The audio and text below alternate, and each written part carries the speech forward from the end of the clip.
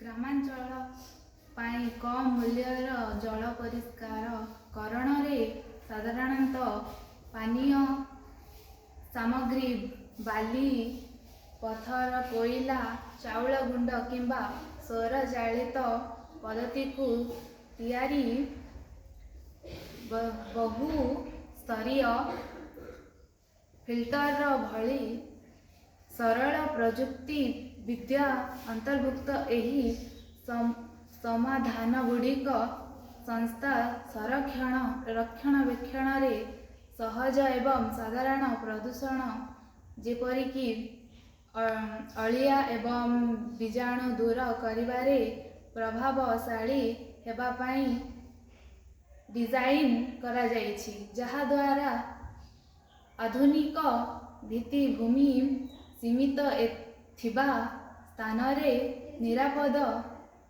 ପାନୀୟ ଜଳ ଅଧିକ ସୁଲଭ ହୋଇଥାଏ। ସାଉଣ୍ଡ ଆସିଲା ପର୍ଯ୍ୟନ୍ତ ରେ ଅରବୁର କାହିଁ ଯାଉଛୁ?